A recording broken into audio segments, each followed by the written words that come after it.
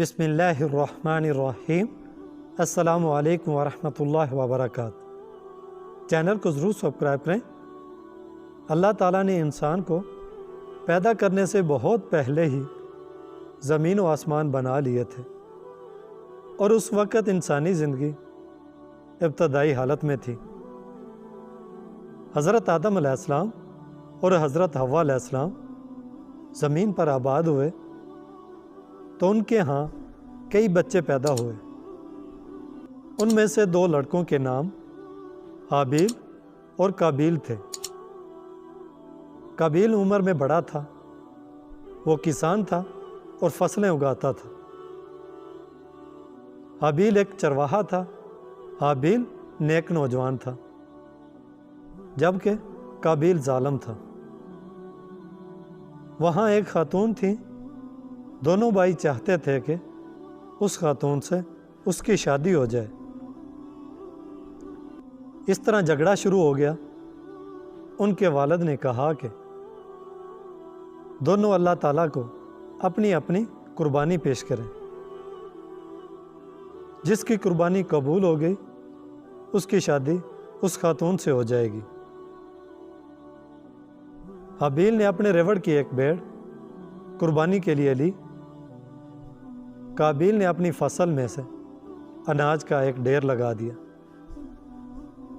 دونوں نے اپنی قربانی پہاڑ کی چوٹی پر رکھ دی کہ دیکھیں کس کی قربانی ہوتی ہے۔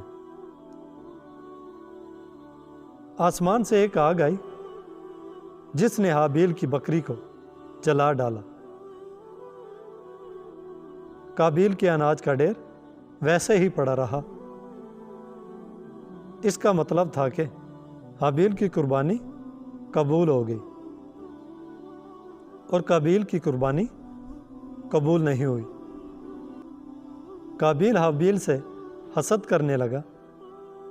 ایک بار اس نے حابیل سے پوچھا کہ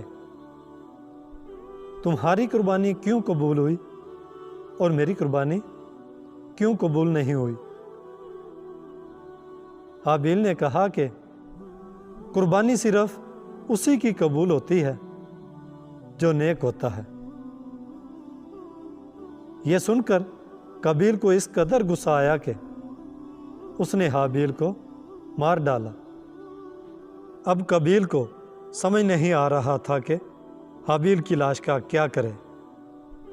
اسے ایک کوہ دکھائی دیا جو ایک دوسرے کوے کے مردہ جسم کو زمین میں دفن کر رہا تھا۔ قابیل نے بھی حابیل کی لاش دفن کر دی۔ اللہ تعالیٰ نے قابیل کو اس کے جرم کی سزا دی اور اس کی باقی عمر عذاب میں گزری۔ جزاک اللہ۔ اللہ اللہ اللہ۔